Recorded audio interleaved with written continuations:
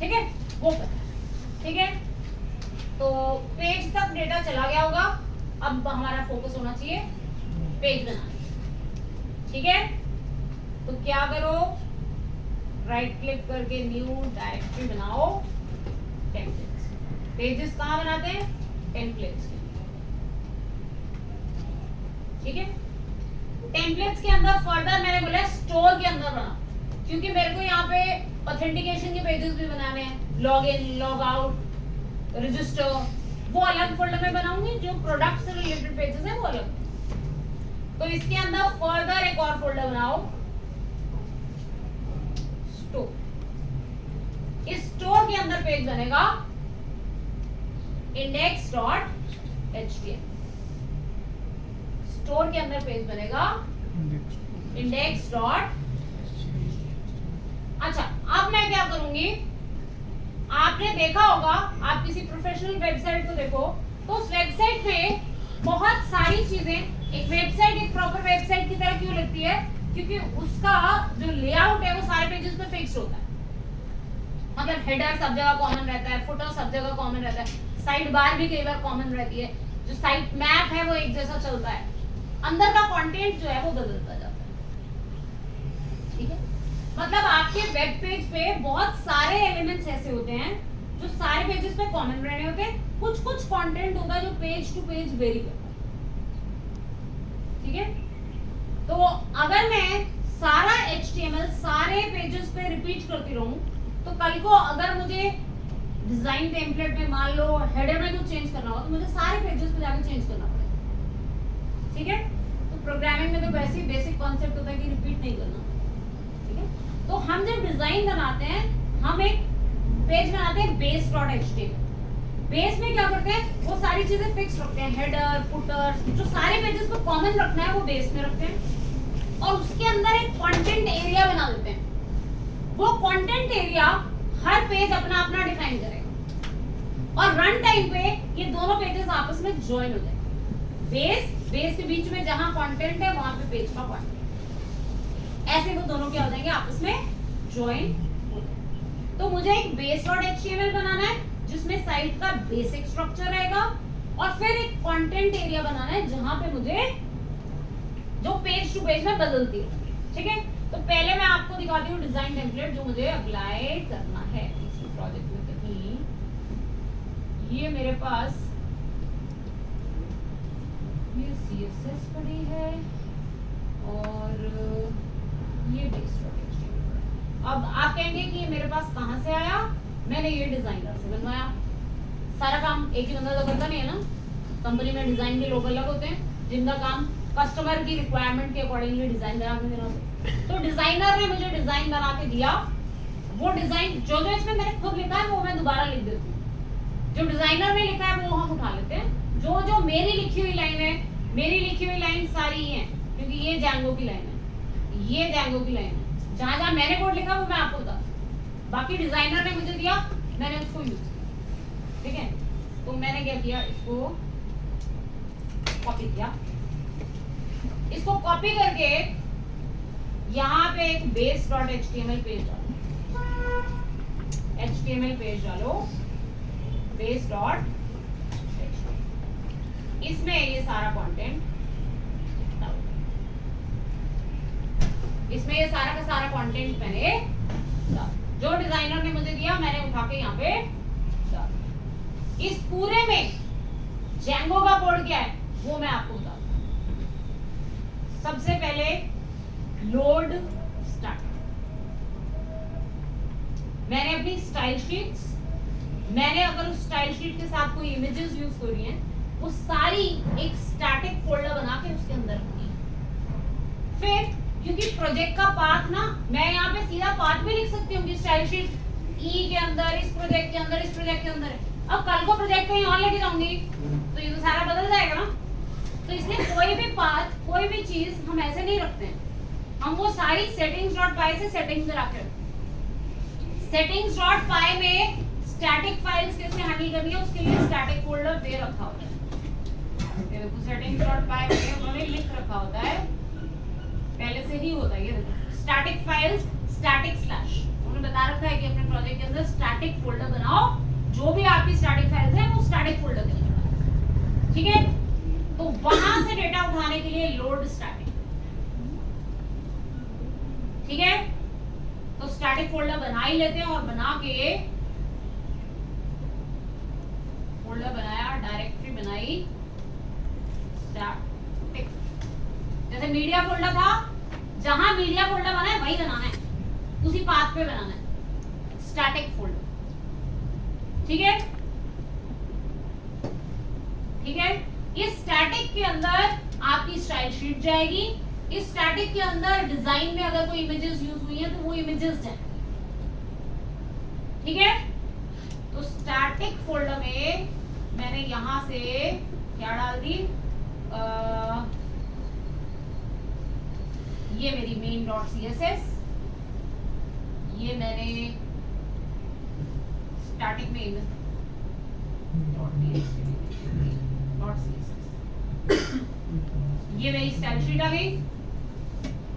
ये डिजाइनर्स बना के देते हैं, स्टाइल शीट आप नहीं बनाते हैं, ये सारी की सारी स्टाइल शीट, ठीक है।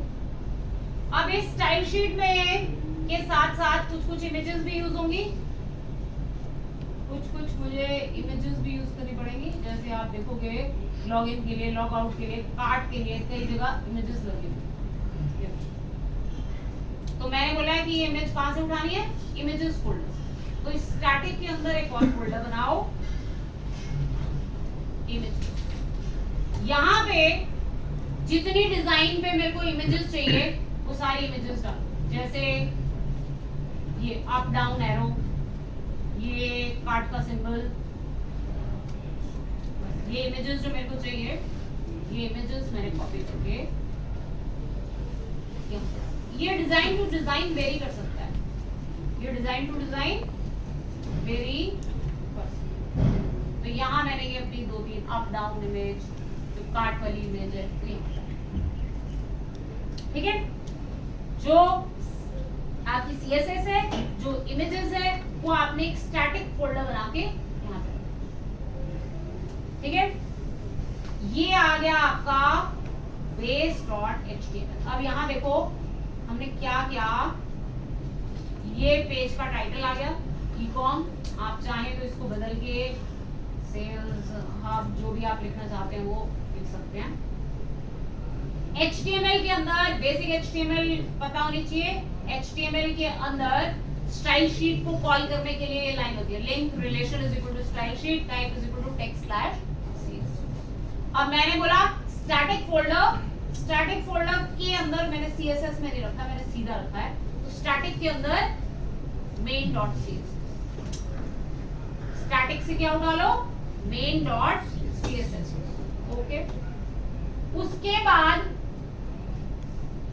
ये मेरा एक लिंक आ गया ई-कॉम, ठीक है। इसको मैंने एक यूआरएल से लिंक कर दिया स्टोर।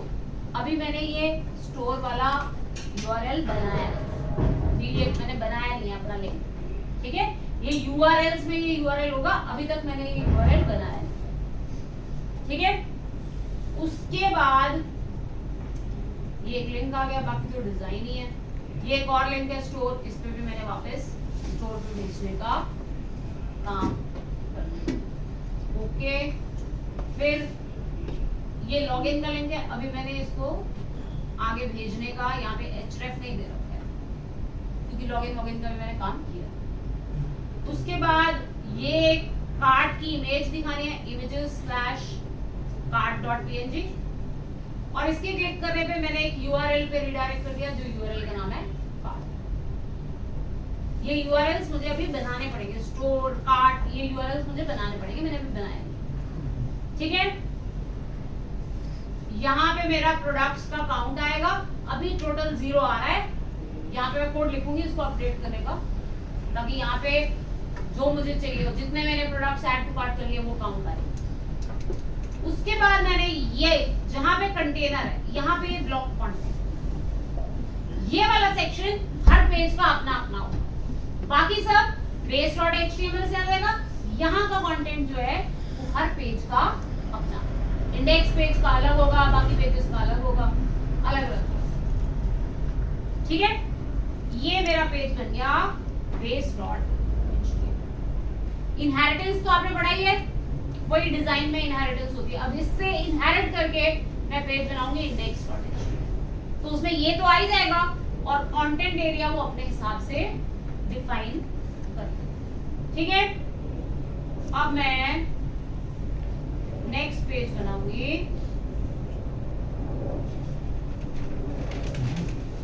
स्टोर के अंदर। नेक्स्ट पेज बनाऊंगी इंडेक्स डॉट एचटीएमएल। ये इंडेक्स डॉट एचटीएमएल आ गया। इंडेक्स डॉट एचटीएमएल में डिजाइन क्या डालना है, ये मेरे को डिजाइनर ने दिया हुआ है। इंडेक्स पेज का पूरा कोड नहीं दे रखा है, ये मेरे को उसने प्रोडक्ट का डिजाइन दे रखा है कि प्रोडक्ट कैसे डिस्प्ले कराना है। तो मेरे को पहले बेसिक लिख के फिर प्रोडक्ट का डिजाइन डालना। तो यहां मैंने सबसे पहले लिखा एक्सटेंड्स ये वाला डिजाइन कहां से एक्सटेंड कर रहा है,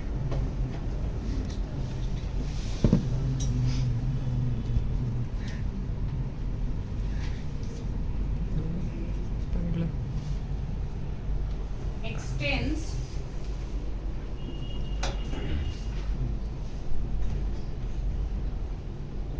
डॉट स्लैश मतलब करंट फोल्डर के अंदर बेस डॉट एचटीएमएल। इससे ये क्या कर रहा है, एक्सटेंड। मतलब बेस वाला डिजाइन तो पहले आ ही जाए। ठीक है, लोड स्टैटिक, ताकि अगर मैंने स्टैटिक से कोई इमेजेस यूज कर रही हूं तो मैं यूज कर सकूं। लोड स्टैटिक, यहां पे लॉक कंटेंट, लॉक कंटेंट, जो भी पेज का अपना डिजाइन है वो यहाँ पे है। यहाँ मैं कोड लिखूंगी प्रोडक्ट डिस्प्ले का, यहाँ पे मैं कोड लिखूंगी प्रोडक्ट को डिस्प्ले। अभी मैं स्टैटिक प्रोडक्ट का डिजाइन यहाँ पे डाल देती हूँ, बाद में मैं लिखूंगी कि पेज जो मेरा डेटा आ रहा है वो कैसे इसमें डालूं। अभी स्टैटिक ये जो प्रोडक्ट का डिजाइन डिजाइनर ने दिया है ना, ये उसने दिया। ये एक प्रोडक्ट को कैसे डिस्प्ले कराना है ये उसके लिए ये मैंने डाला। ठीक है, यहां उसने बोला हुआ है इमेजेस में से प्लेस होल्डर डॉट पीएनजी, मैंने शायद वो इमेज डाली नहीं, मैं इसको डाल देती हूँ। आपको ना सबसे पहले खाली खाली हर प्रोडक्ट के लिए प्लेस होल्डर इमेज नजर आने लग जाएगी। अब इतना है कि मैं इसको चला सकती हूँ, बेसिक लेआउट आपको दिखने लगेगा।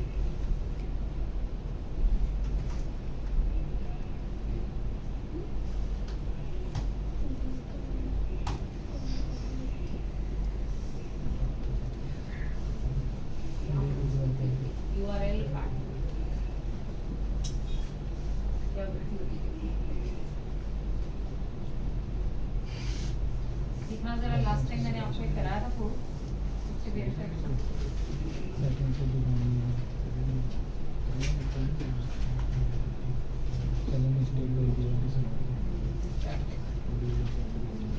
URL dot static dot start.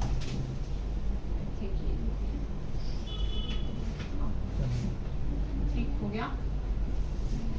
यहाँ पे आपको लिखना था URL dot static dot start.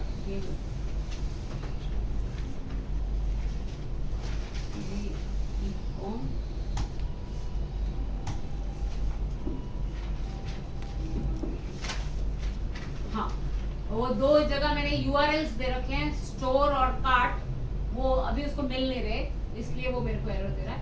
मैं क्या करती हूँ, अभी फिलहाल के लिए उनको हटा दूँ, जब मेरे को जरूरत पड़ेगी मैं तब वो URLs मेंशन कर दूँगी। वो थे base.html में, मैं उनको हटा देती हूँ, बल्कि लिखते समय जैसा मुझे जरूरत पड़ेगी वैसे ही। अगर URL कुछ ना मेंशन करना हो तो हैश देते हैं, तो मैं हैश देती हूँ। एक दो जगह ये दे रखा है इनको मैं हैश नेविगेशन के लिए, और नेविगेशन अभी जब कराऊंगी, जब पेजेस बना दूंगी तभी लगाऊंगी। अभी हैश का मतलब करंट पेज पे। ये आपका पहला डमी प्रोडक्ट का डिजाइन है, ठीक है। अभी ये इमेज नहीं उठा पाया, या इमेज उठा पाया तो उसका साइज बहुत छोटा है। इमेज यहाँ पे क्या लिखा था, images/placeholder.png है, तो छोटा साइज होगा, अदरवाइज आने चाहिए, ठीक है। चलो अब हम इसको मॉडिफाई करते हैं, किस चीज के लिए, कि मेरे प्रोडक्ट्स दिखा, भाई ये नहीं चाहिए मुझे, मेरा प्रोडक्ट दिखा यहाँ पे, ठीक है। तो प्रोडक्ट्स तो मैंने पास कर ही दिए हुए से, अब वो प्रोडक्ट्स दिखाने का हम काम करते हैं। ओके, प्रोडक्ट्स डिस्प्ले कर।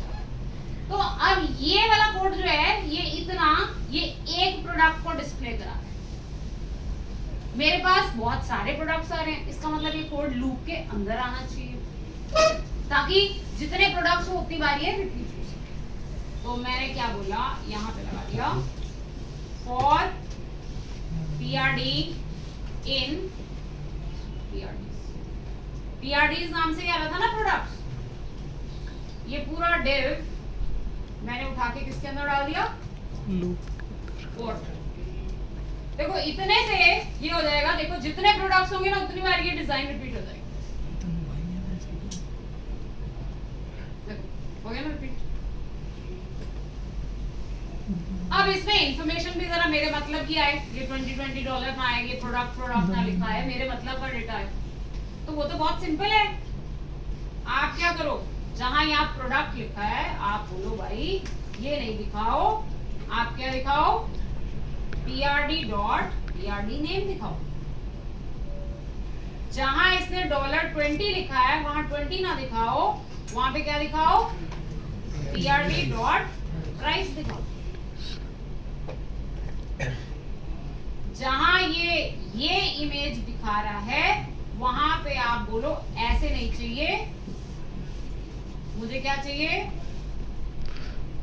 PRD क्या नाम था, इमेज, पिक्चर क्या रखा था, इमेज PRD.picture.url, मैं बोलती हूँ PRD.picture.url, ठीक है। दो तीन चीजें ठीक करनी थी, मैंने ठीक कर दी।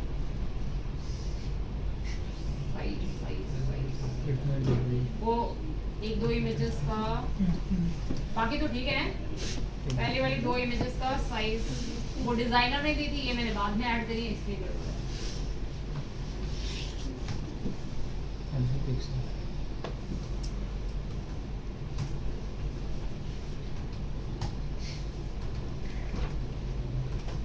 डिजाइनर ने मेरे हिसाब से उसने थंबनेल बना के दी थी, ठीक है। अभी और थोड़ी सी गड़बड़ है अभी भी, जो एक्चुअली मेरा डिजाइन था उसमें ये 2 रोज में डिवाइड हो जाता था।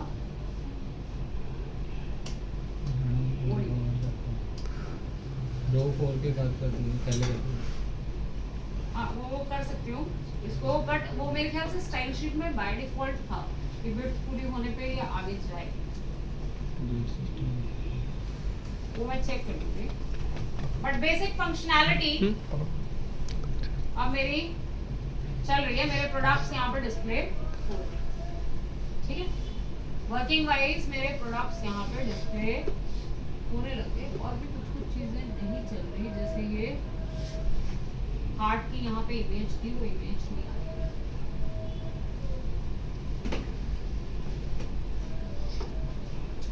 चेक मेरे को लगता है कि स्टैटिक फोल्डर की चीजें सही से नहीं आ रही, स्टैटिक फोल्डर की इमेजेस सही से नहीं आ रही। चलो उसको मैं देखूंगी, बट अभी हम अपने कोड पे ध्यान देते हैं। तो इतना काम हो गया। अब मुझे क्या करना है, यहाँ व्यू पे अगर किसी प्रोडक्ट के साथ आप व्यू के बटन पे क्लिक करें तो क्या होना चाहिए, प्रोडक्ट की डिटेल्स व्यू होनी चाहिए, ठीक है। तो अब मुझे नेक्स्ट कोड किस चीज के लिए करना है, प्रोडक्ट की डिटेल्स व्यू करना, प्रोडक्ट की डिटेल्स व्यू करना। ऐसे ही ऐड टू कार्ट का बटन है, ऐड टू कार्ट के बटन पे क्लिक करें तो मुझे क्या करना है, ऐड टू कार्ट, ठीक है। प्रोडक्ट, ये जो प्रोडक्ट है इसे ऐड टू कार्ट। तो ऐड टू कार्ट पे हम क्या करेंगे, पहले व्यू भी करेंगे, ऐड टू कार्ट भी करेंगे, दोनों चीजें करेंगे एक करते हैं। पहले मैंने बोला add to cart, add to cart पे क्लिक करने पे बटन का पहले टाइप सबमिट करो ताकि रिक्वेस्ट सर्वर पे जाए। बटन का टाइप करो सबमिट, ठीक है, ताकि रिक्वेस्ट सर्वर पे जाए। रिक्वेस्ट सर्वर पे तब जाएगी अगर फॉर्म टैग लगा होगा। रिक्वेस्ट सर्वर पे भेजने के लिए फॉर्म टैग लगाना चाहिए। तो इस पूरे को आप करो फॉर्म, फॉर्म मेथड पोस्ट, ये आपने फॉर्म फॉर्म मेथड पोस्ट, ठीक है, ये आपने फॉर्म डाला। अब मुझे कैसे आइडेंटिफाई होगा कि आपने किस बटन पे क्लिक किया, जिस बटन पे क्लिक किया उस बटन के अकॉर्डिंगली काम हो, ये भी तो करना पड़ेगा ना। तो इसके लिए मुझे क्या करना पड़ेगा, यहाँ पे बटन में प्रोडक्ट का आईडी अटैच करना पड़ेगा ताकि जिस प्रोडक्ट पे ऐड टू कार्ट करूं वही वाला प्रोडक्ट ऐड हो ना ऑर्डर में। तो यहाँ पे मैंने क्या किया, प्रोडक्ट का नाम ऐसा रख दिया, जैसे मैंने इसका नाम रखा BTN और BTN के पीछे लगा दिया प्रोडक्ट डॉट आई। पहले बटन का नाम आ जाएगा बटन 1, दूसरे का आएगा बटन 2, बटन 3। तो जब मैं कोड करूंगी तो मैं इस आईडी से वैल्यू को क्या करूंगी, मेरे को प्रोडक्ट आईडी मिलेगी, ठीक है। अब जब मैं ऐड टू कार्ट के बटन पे क्लिक करूं तो फॉर्म तो पोस्ट होगा।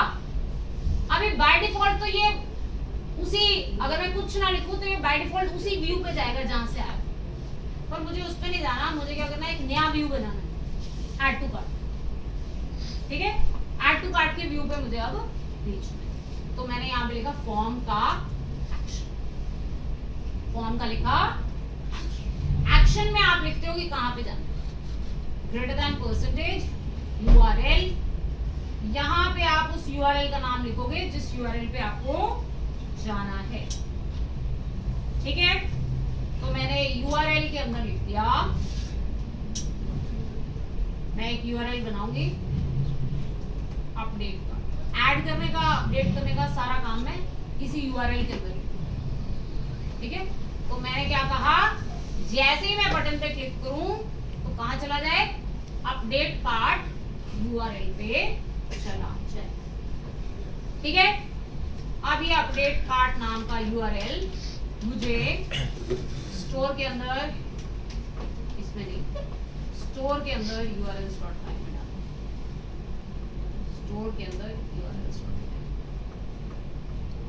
यहां पे मुझे दूसरा URL बनाना है, किसके लिए, अपडेट पाथ कार्ट स्लैश, ये पाथ है। फंक्शन कौन सा कॉल करना है, अपडेट कार्ट, और नेम क्या दे दिया, अपडेट। जब मैं अपडेट कार्ट का URL का नाम लूंगी तो ये मुझे अपडेट कार्ट नाम के व्यू पे ले जाएगा। ये व्यू अभी मैंने बना, अभी मैं यहाँ पे सिर्फ आपको ये लिख देती हूँ, ऐड टू कार्ट, सिर्फ इतना मैसेज दे दो, ठीक है, क्लियर है। अब मैं व्यूज में एक व्यू बनाती हूँ, अपडेट रिक्वेस्ट डाला, रिटर्न HTTP रिस्पॉन्स देती हूँ, बाद में करेंगे ना उस पर फोकस, पहले सिर्फ दिखाते हैं कि वहां पहुंच बाद में यहाँ पे पूरा कोड करेंगे ऐड टू, ठीक है, लिंकिंग कर दी बस, मैंने यहाँ पूछा है। ओके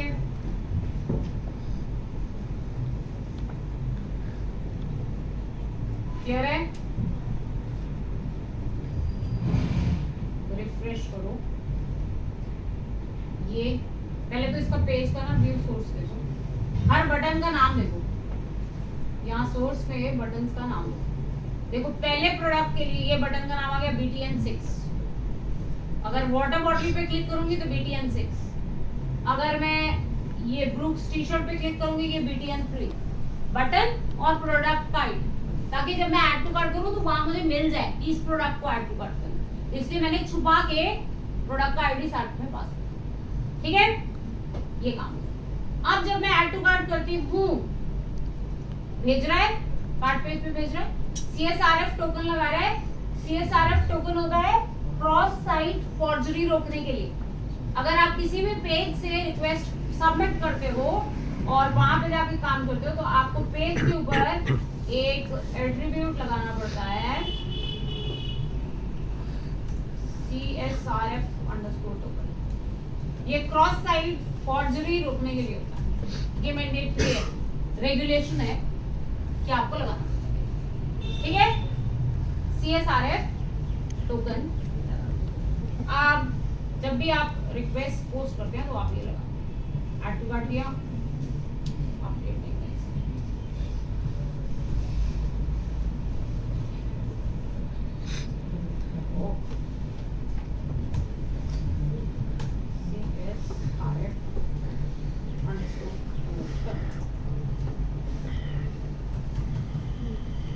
ये एक बार मेरे को रिफ्रेश करके चलाना पड़ेगा।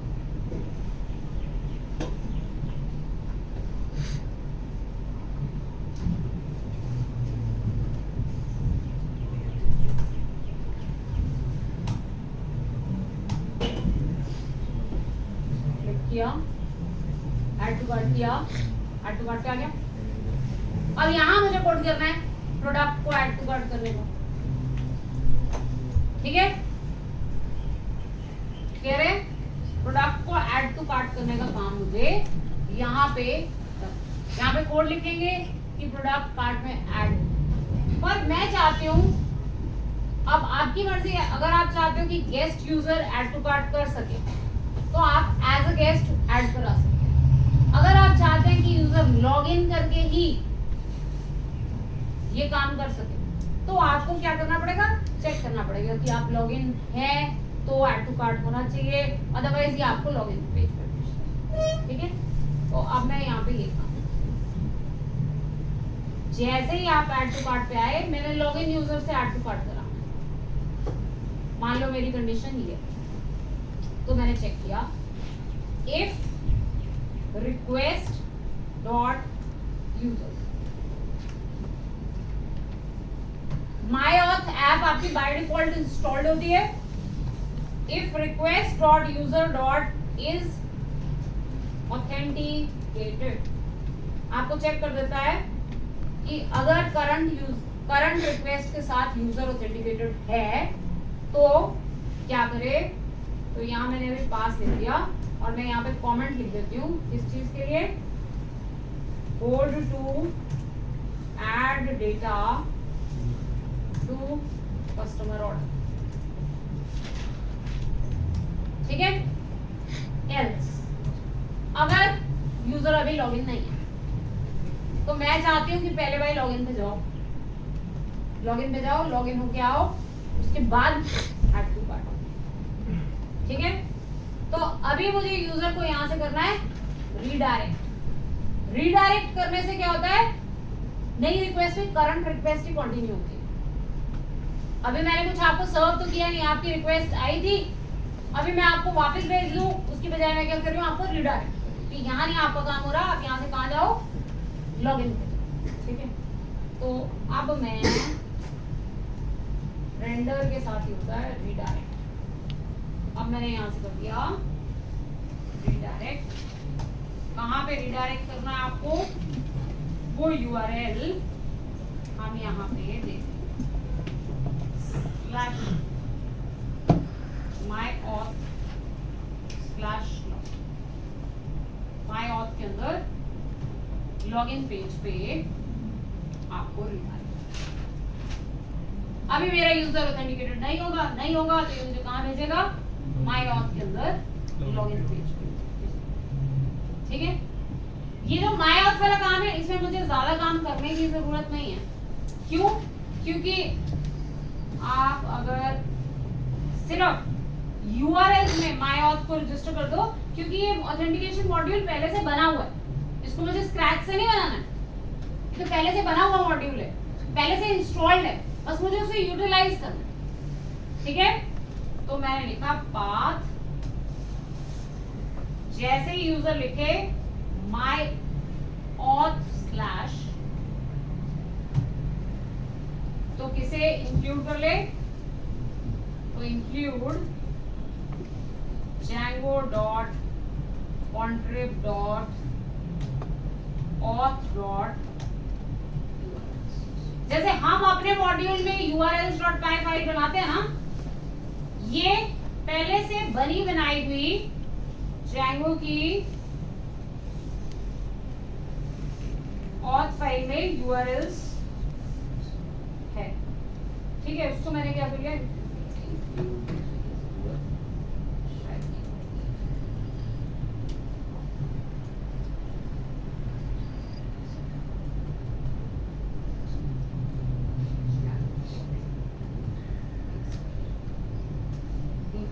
Django dot contrib dot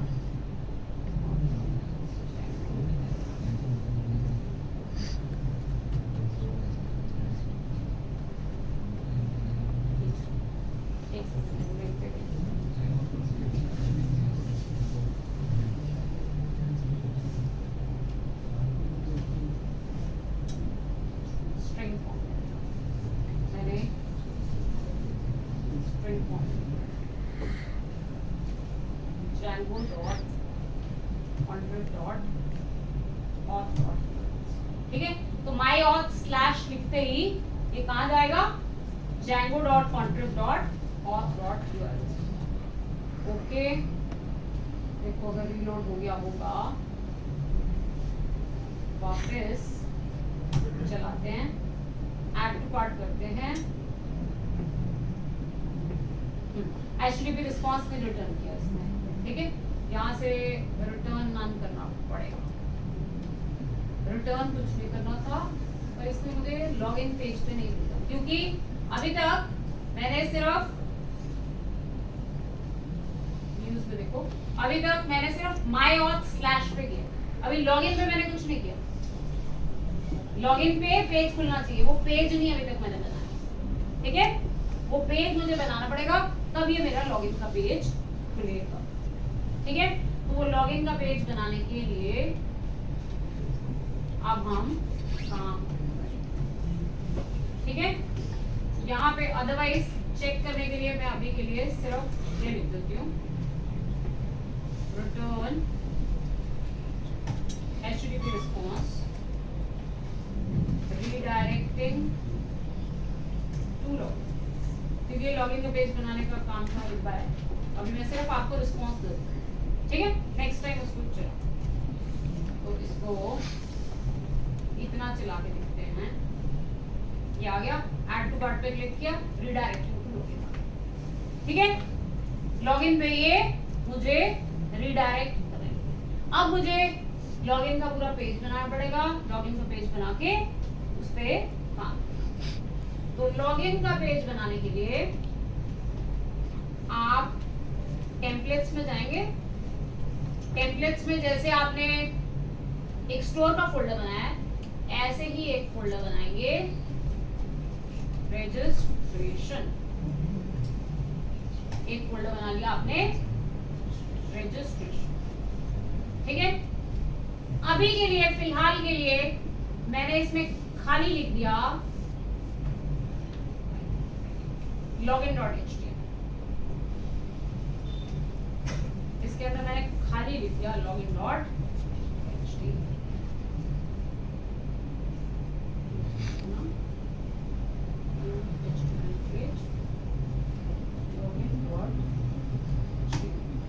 बन गया लॉगिन पेज। यहाँ मैंने अभी तो मैंने इस पे बेस टेम्पलेट वगैरह लगाना है, सिर्फ मैं इसके ऊपर टाइटल दे देती हूँ लॉगिन, सिर्फ मैं इस पे टाइटल दे देती हूँ। अब मैं यहाँ पहुंचा के देखती हूँ कि यहाँ तक पहुंचता है। अगर यहाँ तक पहुंच जाएगा तो फिर अगला काम करते हैं। अब मैं इसको करती हूँ कमेंट, ये चलो myauth ये myauth वाला जो मॉड्यूल है उसके लॉगिन में लिखा हुआ है कि कहाँ पे लॉगिन डॉट अपना पेज कहाँ ढूंढना है, उसमें लिखा हुआ है कि रजिस्ट्रेशन के अंदर जाके लॉगिन डॉट एचटीएमएल ढूंढना है। ठीक है, तो ये मेरे को अभी से लॉगिन डॉट एचटीएमएल तक भेज देना चाहिए। प्रिंट रिटर्न, इसके नीचे रिटर्न नन लिखना जरूरी है।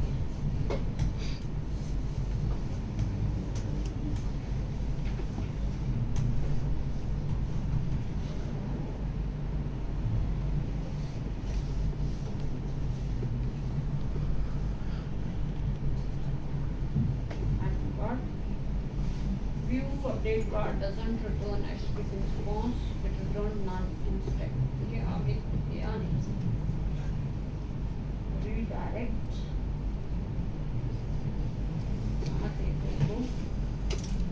यहाँ से login पेज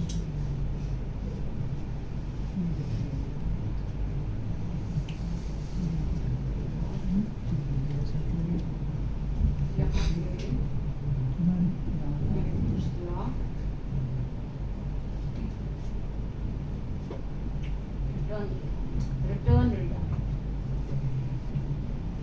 return redirect अब चलते हैं। return नहीं लिखा था इसलिए return redirect /myauth/log। अब ये इसने मुझे भेज दिया लॉगिन। अब इस लॉगिन पेज पे यूजर नेम पासवर्ड डाल के लॉगिन करना है, रजिस्टर का लिंक आना है जिससे आप रजिस्टर कर सकते। ठीक है, अच्छा एक काम तो ये करो कि अभी तो ये आपने सिंपल एचटीएमएल पेज बना दिया, साइट का टेम्पलेट थोड़ी ब्रेक करना है, जो पहले से टेम्पलेट चल रहा है वो यहाँ भी चलना चाहिए। ठीक है, पर थोड़ी सी मॉडिफिकेशन होगी। जो बेस टेम्पलेट में लॉग इन लॉग आउट के लिंक सारे वो यहाँ पे नहीं आएंगे, कुछ चीजें यहाँ पे नहीं आएंगी। ठीक है, तो जो base.html आपने स्टोर में बनाया था उसी को कॉपी करके रजिस्ट्रेशन में भी डालो ताकि बेसिक डिजाइन वैसा ही रहे, पर कुछ चीजें बदल दो। जैसे बेसिक चीज बदलनी है, ये लॉगिन का लिंक नहीं आ गया, लॉगिन